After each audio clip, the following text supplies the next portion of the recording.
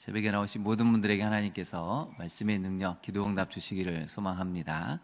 시편 31편은 역시 표제를 보면 다윗의 시라고 설명이 되어 있습니다. 우리가 계속해서 다윗이 지은 것으로 알려진 시편을 살펴보고 있습니다. 우리 인생에도 만약에 시를 지을 수 있다면 이렇게 다윗처럼 다양한 상황에서, 특별히 곤란과 환난 중에 사람들에게 배척을 당하는 상황에서 이런 무수한 시편들을 구구절절히 하나님 앞에 들을 수 있는가를 우리가 시편을 묵상하면서 우리 자신에게도 적용해 봐야 합니다. 10절을 한번 보실까요? 다윗의 인생이 얼마나 힘들었는지 이렇게 고백하지 않습니까? 내 일생을 무엇으로 보낸다고요? 슬픔으로 보내고 나의 연수를 탄식으로 보낸다. 그만큼 이 고통이 너무 힘이 들어서 긴 시간 동안 슬픔뿐이고 하루하루 1년 1년이 탄식으로 보낼 만큼 긴 이 고통의 시간을 보냈다는 것입니다. 그런데 이 다윗이 지금 고통을 받는 가장 큰 문제는 지금 말 때문에 그렇습니다. 여러분 18절 한번 볼까요? 18절을 보시면 교만하고 완악한 말로 무례히 의인을 치는 거짓 유술이 되지 못하도록, 말 못하는 자가 될 수 있도록 악인을 벌해달라는 내용이 나옵니다. 말에 이르 말의 이 위험성이 얼마나 강력한지 다윗만큼 경험해 본 사람이 아마 없을 것입니다. 곳곳에서 다윗을 모함하고 또 다윗에 대해서 고자질하고 다윗을 무시하는 사람들이 사울 왕이 자신을 쫓아왔을 때 미리 경험한 것이죠. 또 압살롬의 반역이 일어났을 때 얼마나 다윗의 인생이 비참하게 되었겠습니까? 사람은 말로 인해서 무너지고 말로 인해서 살아나기도 합니다. 13절을 한번 보실까요? 13절을 보시면 내가 무리의 비방을 들었으므로 사방이 어떻게 됐다고요? 두려움으로 감싸였나이다. 여러분, 사람의 말을 이겨낼 사람은 거의 없습니다. 불가능하죠. 유명한 연예인들도 악플 때문에, 사람들의 비난 때문에 스스로 목숨을 끊는 경우가 얼마나 많이 있습니까? 우리도 마찬가지입니다. 다윗이 비방하는 말, 자신을 대적하는 말, 모함하는 말, 말도 안 되는 것으로 끊임없이 공격해야 되는 말 때문에 내 일생을 지금 슬픔으로 나의 연수는 탄식으로 보낸다라고 할 만큼 그 정도로 힘들어하는 상황이 지금 31편에 나와 있습니다. 그럴 때 우리는 어떻게 해야 될까요? 이제 첫 번째 메시지입니다. 평소 주님과 인격적인 관계를 맺은 성도는 환난의 때에 주님께 피하고 부르짖을 줄 압니다. 물론 때로는 시시비비를 가려야 될 때도 있지만 어느 정도 시간이 지나면 침묵하는 게 가장 좋습니다. 침묵을 하고 우리는 어디로 달려가야 할까요? 오늘 1절에 보면 주님께 피한다라고 나와 있습니다. 2절을 한번 보실까요? 내게 귀를 기울였다고 나오죠. 거기다가 밑줄을 그으실까요? 귀를 기울여. 여러분, 관계가 될 때 사람들은 귀를 기울여 줍니다. 전혀 관계가 되지 않는 사람들에게 우리는 말할 수도 없고 하소연할 수도 없죠. 주님과 친밀하게 관계를 맺었기 때문에 지금 속이 상하고 죽을 것 같고 또 내 잘못도 있긴 하지만 그래도 나의 하소연을 들어줄 수 있는 분, 하나님께 달려갔다는 것입니다. 그래서 여러분 1절에 나오는 내가 주께 피하오니는 굉장히 우리에게 좋은 교훈을 주죠. 어디로 피해야 된다고요? 주님께 피해야 한다는 것입니다. 거기다 별표를 해보시죠. 내가 주께 피하오니. 우리가 인생을 살아갈 때 사람들의 비방을, 모함을, 말도 안 되는 것으로 공격을 할 때 우리는 주님께 피해야 됩니다. 그래서 이렇게 다윗은 간구하죠. 나를 영원히 부끄럽게 하지 마시고 주의 공의로 나를 건져 주십시오.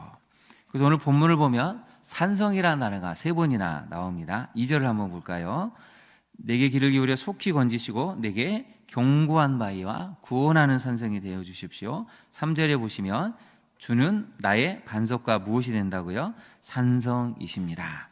4절을 한번 볼까요? 그들이 나를 위하여 비밀이 친 그물에서 빼내소서. 주는 나의 산성이십니다.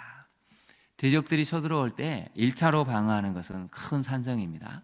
산성이 견고하면 어떤 대적도 그것을 점령하기가 어렵습니다.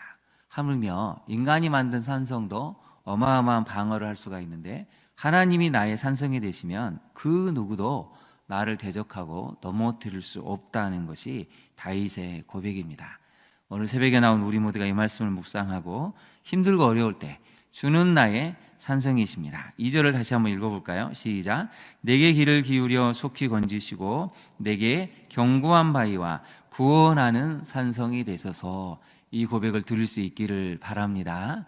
주님은 나의 견고한 바위, 구원하는 산성, 이걸 잊지 않는다면 우리는 흔들리지 않을 수가 있습니다. 4절에 여러분 보시면 악인들, 그들이 나를 위해서 비밀이 친 그물이 있다고 이야기를 하죠. 이미 비밀이 친 그물에 걸려들었습니다. 빠져나갈 방법이 없습니다. 그들은 비밀이 쳤다는 것은 두 가지를 이야기하는 것이죠. 정말 다윗이 모르게 겉으로는 친한 척 하는데 누가 그물을 쳤는지 모르게 익명으로 지금 그물을 쳤다는 익명성이 나옵니다. 두 번째는 그만큼 사람들이 간악했다는 것입니다. 익명성과 간악성이 이 비밀이 친 그물에 나타나 있습니다. 사람이 왜 힘이 듭니까? 가장 친했다고 여겼던 사람들이 어느 순간 등을 돌릴 수 있다는 것이 우리로 하여금 참 힘들게 하는 것이죠. 근데 알고 보니까 그 사람들이 가장 앞장서서 은밀하게 간악하게 우리를 넘어뜨렸다는 것을 알면 우리는 정말 말할 수 없는 배신감, 일어설 수 없는 상처를 경험하게 됩니다. 그래서 다윗은 분명하게 알려주죠. 우리는 주님께 피해야 되는 존재. 그 다음에 5절을 한번 보실까요? 내가 나의 영을 누구에 부탁해야 된다고요? 주님의 손에 부탁합니다. 이게 우리의 기도의 자세입니다. 주님께 피해야 되고 내 영혼, 상한 나의 영혼을, 무기력해진 나의 영혼을, 일어설 수 없는 내 영혼을 주님 손에 부탁합니다 하는 것이 우리의 기도이고 기도의 자세가 되어야 한다는 것이죠. 적용을 한번 해보겠습니다.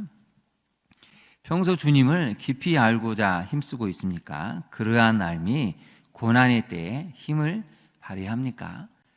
지식적으로 주님은 나의 견고한 바위입니다. 구원하는 산성입니다. 이것도 중요하지만 평안할 때, 안정적일 때 이게 진짜구나라는 것을 경험을 하면 우리는 고난의 때에 이 말씀을 붙들고 나아갈 수 있다는 것이죠. 말씀이 힘을 발휘하는 역사가 일어나게 된다는 것입니다. 그래서 평소 주님을 우리가 깊이 알도록 힘쓰면 그 알은 어느 순간에 우리에게 생명을 부여하고 더 어떤 환난 속에서도 주님께 더 나아갈 수 있는 놀라운 역사를 만들어낸다는 것입니다. 새벽기도에 나온 우리마다 우리들 모두가 정말 주님을 깊이 알아감으로 그 알면서 평안함을 누리고 힘을 얻을 수 있기를 진심으로 소망합니다. 두 번째로 우리가 이제 살펴보게 될 내용이 있는데요. 두 번째 메시지를 한번 볼까요? 사람들의 비방, 고자질과 음모, 분쟁으로 인해서 삶이 무너질지라도 주는 내 하나님이십니다를 고백함이 승리의 비결임을 기억해야 됩니다. 여러분 14절을 한번 볼까요? 14절을 다시 한번 읽어보겠습니다. 시작. 여호와여 그러하여도 나는 주께 의지하고 말하기를 주는 내 하나님이시라 하였나이다. 여러분 13절을 한번 볼까요? 13절을 보면 사람들이 비방을 하고 있습니다. 얼마나 두려웠는지 밖에 나가기가 겁이 날 만큼 사람들이 자기를 쳐다보기만 하면 나에 대해서 수군거릴 만큼 두려워졌다는 것이죠. 그 상황이 11절에 잘 표현이 되어 있습니다. 11절 한번 볼까요? 내가 대적들 때문에 욕을 당합니다. 이웃에게는 심히 또 당합니다. 잘 알지도 못하는 사람들이 원수들이 막 퍼뜨려 놓은 소문 때문에 이제 다윗을 그렇게 봤다는 것이죠. 아이고 알고 봤더니 저 사람이 저런 끔찍한 사람이었어. 오히려 가까운 이웃들이 이제 더 심하게 공격을 하죠. 그랬더니 친구들은 또 어떻게 됩니까? 친구들도 그걸 또 같이 듣고 놀라게 됩니다. 아니 우리가 너를 그렇게 안 봤는데 너 그런 사람이었어? 친구들을 놀라고 길에서 보는 자는 어떻게 됐습니까? 자신을 피했다는 것입니다. 여러분 이러면 사람은 살 수 있을까요? 사람은 사회적인 관계를 맺는 사회적인 동물이라고 하죠. 관계가 다 무너지고 보는 사람들마다 피하고 비방하고 조롱을 하더니 밖에 나갈 수가 없습니다. 깨진 그릇처럼 돼버렸다는 것이죠. 얼마나 힘들었는지 다윗은 지금 그 얘기를 하는데요. 9절을 한번 볼까요? 9절을 보시면 내가 고통 중에 있사오니 내게 은혜를 베푸소서. 내가 근심 때문에 눈과 영혼과 몸이 새하였습니다. 우리도 그러지 않습니까? 너무 고통 중에 있으면 앞이 잘 보이지가 않습니다. 너무 끔찍한 충격을 받으면 실제로 눈이 멀어버린 사람들도 있음을 제가 많이 보게 됩니다. 충격을 받으면 여러분 시력을 잃게 되고요, 완전히 영혼이 꺾여버려서 살 의지가 없어지게 됩니다. 뭐뭐뭐 말할 필요도 없죠. 이럴 때 여러분 우리는 어떻게 해야 됩니까? 근데 놀라운 신앙의 고백이 하나가 있습니다. 14절을 보시면 여호와여 그러하여도, 거기다 한번 네모를 쳐보실까요? 그러하여도. 지금 상황이 그럴지라도 나는 주께 의지하고 말하기를 뭐라고 고백한다고요? 주는 내 하나님이십니다.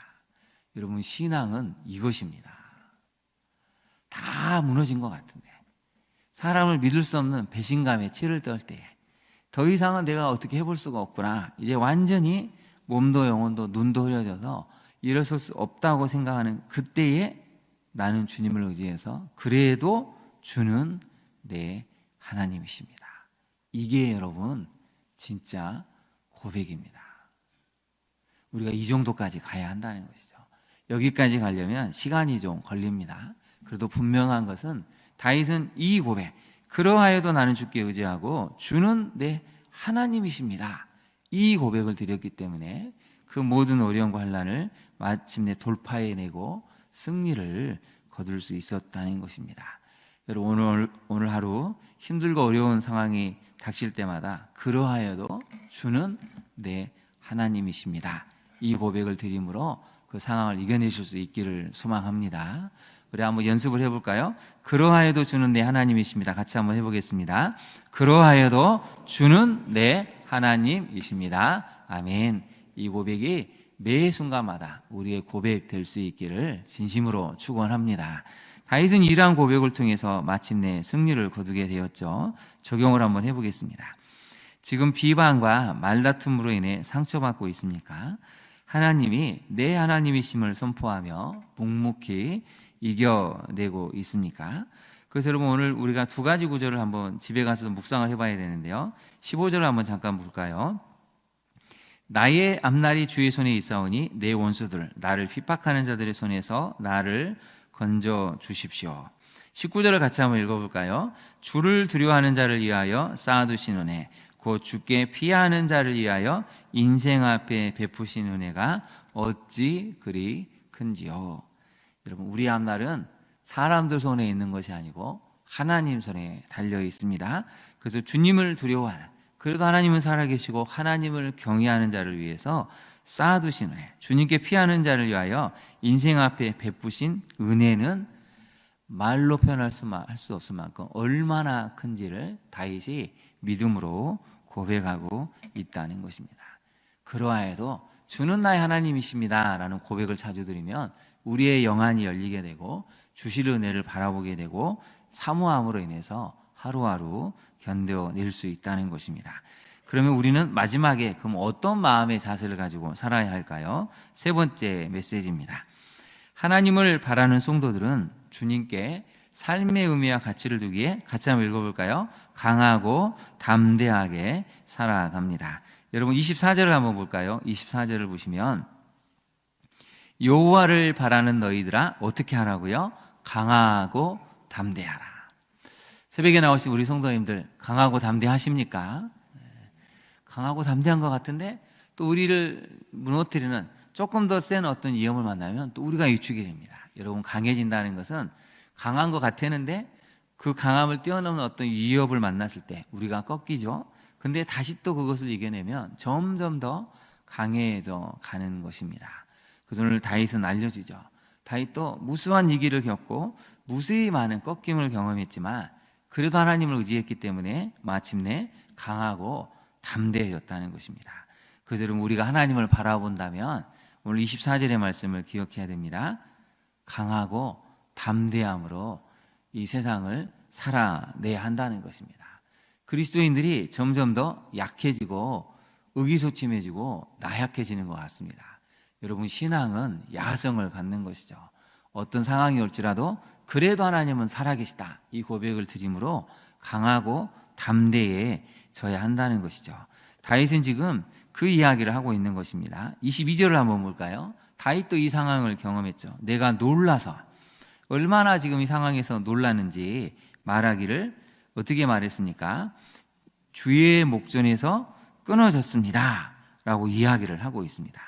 얼마나 힘들었는지, 주님이 나를 잊어버린 건 아닐까 이렇게 생각을 할 정도로 힘들었지만, 내가 주께 부르짖을 때에 주께서 나의 간구하는 소리를 들으셨습니다. 이 고백을 드리고 있습니다. 그러니 우리는 강하고 담대하게 살아야 한다는 것입니다. 사람들은 안 듣는데 하나님은 사실 듣고 계셨고, 마침내 보호해 주시고 교만한 자에게는 엄중히 갚으신다는 것이 바로 23절에 잘 나와 있습니다. 그래서 여러분, 오늘 하루 살아갈 때 강하고 담대한 마음으로 살아가십시오. 물질은 있을 수도 있고 없을 수도 있습니다.